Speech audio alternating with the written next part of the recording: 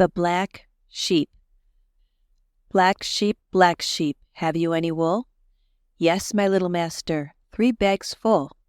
1 for my master, 1 for his dame, and 1 for the little boy that lives in the lane.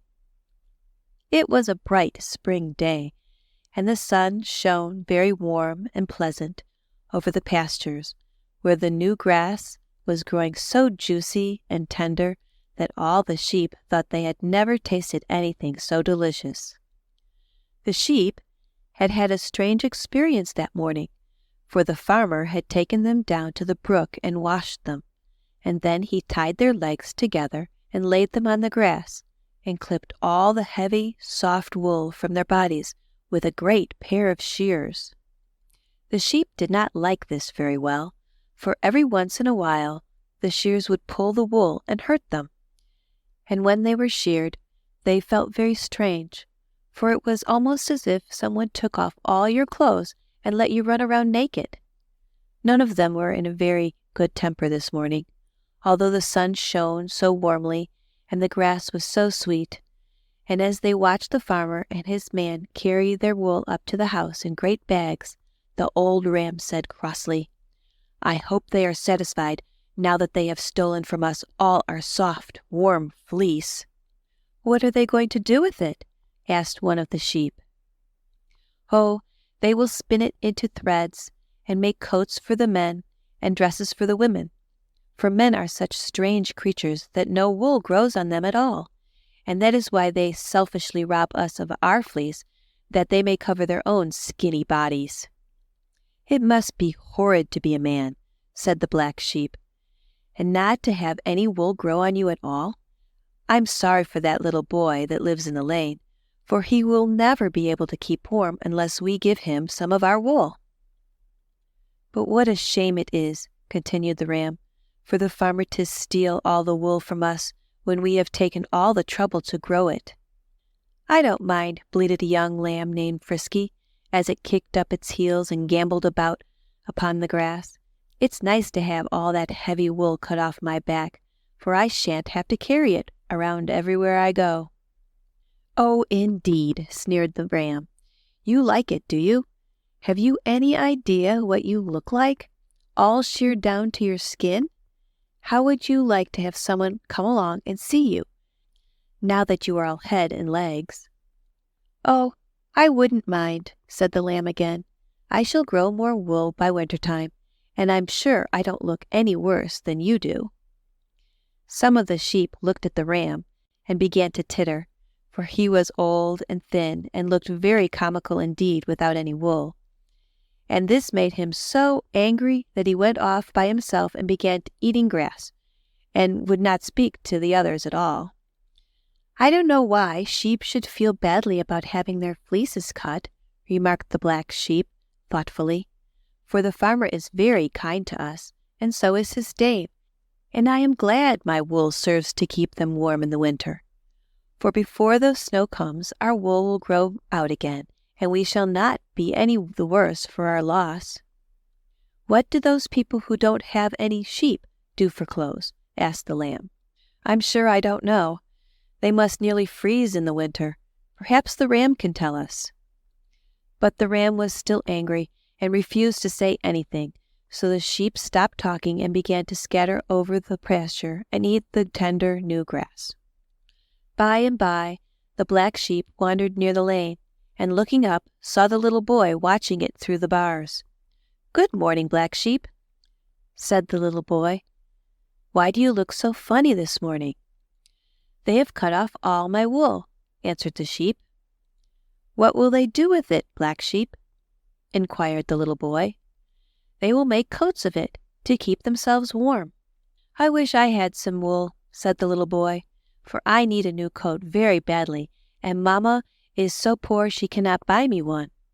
"That is too bad," replied the black sheep, "but I shall have more wool by and by, and then I will give you a bagful to make a new coat from." "Will you really?" asked the boy, looking very much pleased.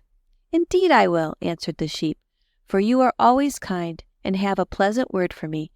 So you watch until my wool grows again, and then you shall have your share of it." "Oh, thank you," said the boy, and he ran away to tell his mother what the black sheep had said. When the farmer came into the field again, the black sheep said to him, "Master, how many bags of wool did you cut from my back?"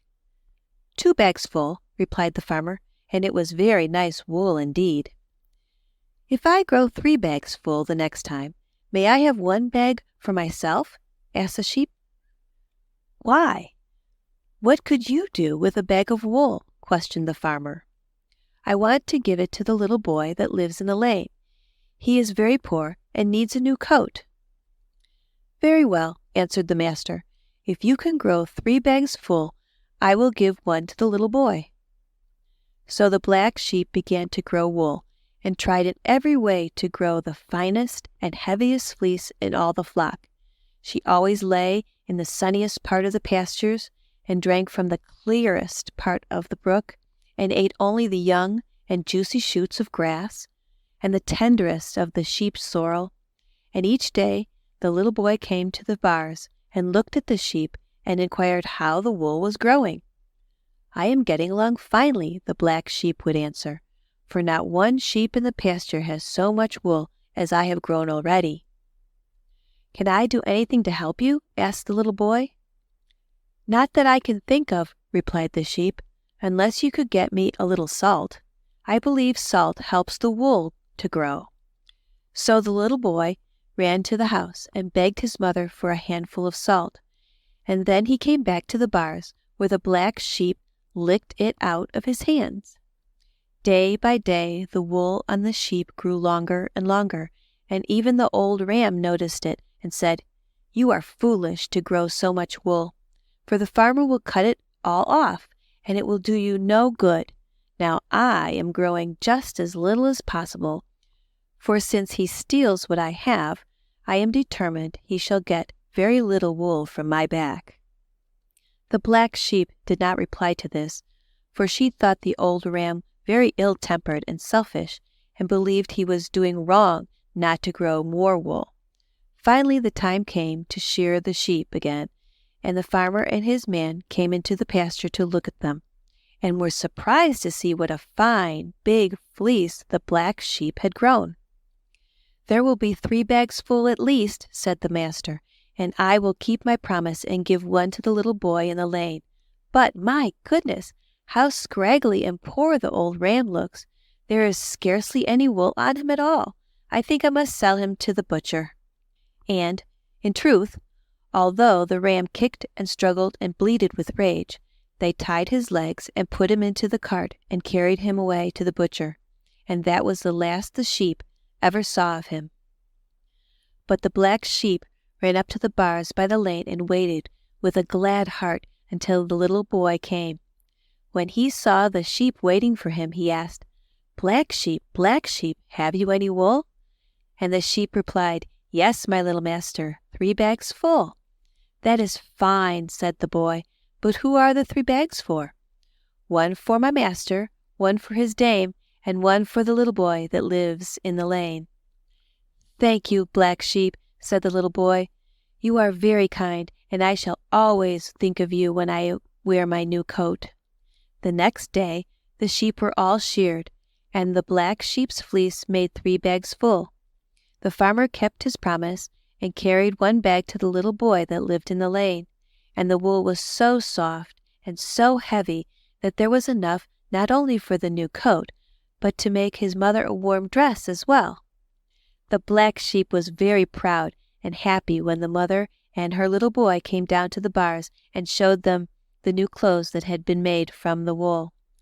"This pays me for all my trouble," said the black sheep, and the little boy reached his hand through the bars and patted her gently upon the head. End of The Black Sheep.